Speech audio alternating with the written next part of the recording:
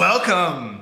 I am the Overlord and this is Crack-a-Pack, a show where I crack Magic the Gathering booster products in front of you. And today, we're getting back into the habit. That's right, I've been pretty lucky with my regular pickups recently. A lot of Planeswalkers off camera, unfortunately. But we're bringing it back with some Kaladesh. It's new, it's hot, I like it a lot. Bam! Rhyming. Let's start.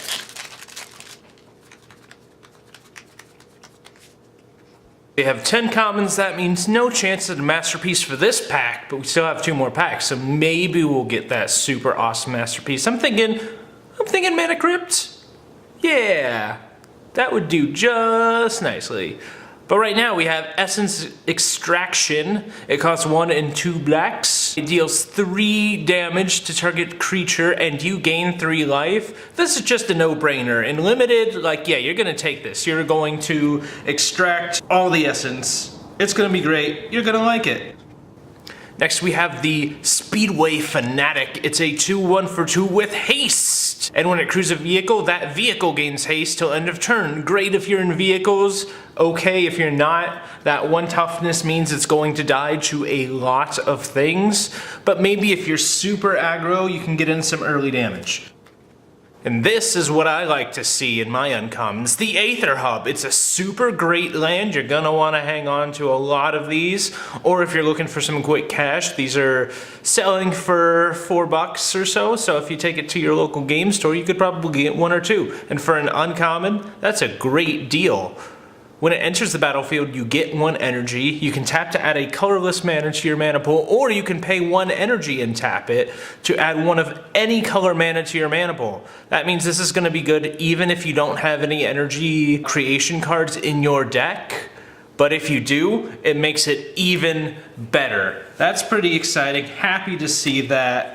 We have a servo. I'm gonna put them right over here to the side. We will see our land. It's a swamp. It's unfortunately a sewer swamp. It's not super fantastic pretty, but this rare very well could be. It might not even be a rare. It might be a mythic. Let's find out.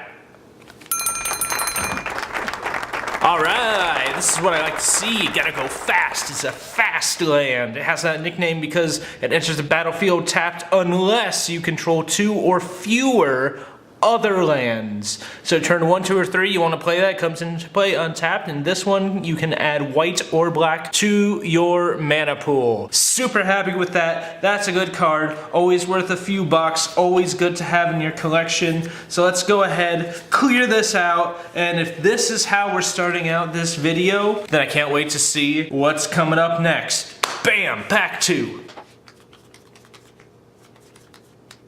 So no foil in this one either, but we're starting off with another super awesome limited bomb card for 5 mana. It is a 2/2 flyer, which might seem kind of bad at first, but it has text on the card. And that text says, when Cloud Blazer enters the battlefield, you gain 2 life and draw 2 cards. Yes, please, I will keep drawing. I will draw into my blink effects when I'm in that archetype to blink it and gain 2 more life and draw 2 more cards. Holy moly, Value City. That is a great sign of what's to come.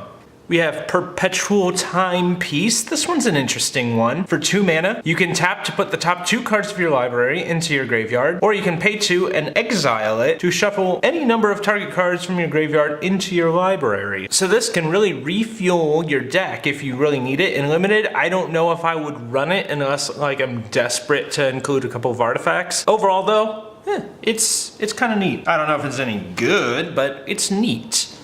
The Veteran Motorist. It's a dwarf pilot. It's a 2 mana 3/1, so pretty aggressive there. When it enters the battlefield, scry 2. That's a pretty great enters the battlefield effect. You still have that value body. You get 4 stats for 2 mana, and whenever Veteran Motorist crews a vehicle, that vehicle gets +1/+1 till end of turn. I like running this. I have a sealed league at the office, and I run this even without any vehicles in my deck, because entering the battlefield to scry 2 is awesome, especially in a limited environment. But when you have have a vehicle like a sky skiff or a sovereign skyship or something, like that's just nuts. That just gets even better. So really happy with the dual color cards in this set.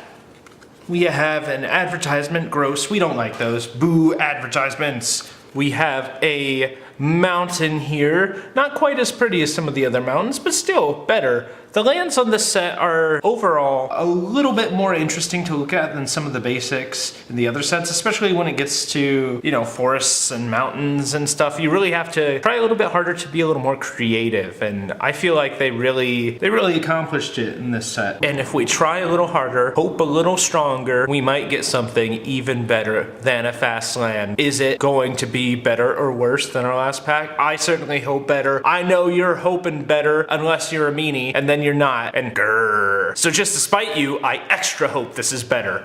Bam! We have a story time card. Confiscation Coup. Choose target artifact or creature. You get 4 energy. Then you may pay an amount of energy equal to that permanent's converted mana cost. If you do, you gain control of it. For 5 mana, it's a potentially slightly better control magic, because the standard version of control magic, mind control or something, is usually nowadays it's a 5 mana effect. It's an aura that attaches to the creature and you control it as long as you control the aura. But if someone blows up the aura or blinks the creature, chances are they're gonna get it back. This just lets you keep it. It's just yours now. You just take it home, shuffle it in with your deck, like whatevs. As long as someone doesn't catch you, then, you know, it's cool. Not that I condone cheating at all. Cheating is bad and you should never do it. Overall though, it's alright. Not as good as the fast land in my opinion. Not as exciting or valuable, but that's alright because we have the Rise. We start out kind of exciting, and we have a little bit of a dip to build tension, like, oh no, this next pack's not as good. But that's just to throw your expectations off. So when this pack gets opened and we see the rare here, then it's like, bam, amazing pack, whoa! And that's how it's done. Why I'm a professional. We have in our final pack a foil. It could very well be a masterpiece. Let's build hype as we go through these uncommons. I'm excited already. I can feel it in my veins. We have Underhanded Design. It's an enchantment. Whenever an artifact enters the battlefield under your control, you may pay 1. If you do, each opponent loses 1 life and you gain 1 life. Already, it's like you could probably break some EDH decks with this. It's pretty sweet. I don't know if I would really run it. Maybe there's like a black-white life gained in like standard or something. And you can also pay 1 and a black, sacrifice Underhanded Designs to destroy a target creature. Activate this ability only if you control 2 or more artifacts. That's not too bad. You pay 2 mana and then you can wait for a little bit, maybe drain some life, and then boom, 2 more mana, destroy creature.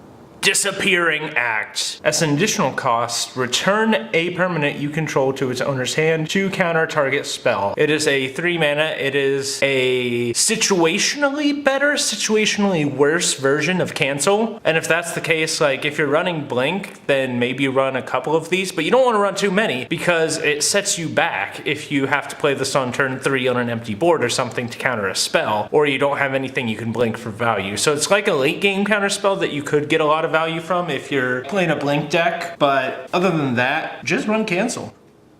And Creeping Mold. Oh man, I hate it when this happens. You have to check underneath the lid for the mold there, and it just kind of creeps out, and you throw away all your pasta sauce. Throw away all your pasta sauce. No one wants to do that. Destroy target artifact, enchantment, or land. This is pretty good. I would probably run this just for fun. People are like, oh, don't run land destruction. But with all the super powerful artifact creatures and vehicles that are just sitting out there, if you don't get a chance to capitalize on like their mana screw, then at least you can destroy like a vehicle like a sky skiff or something with that. Or, you know, a pain train.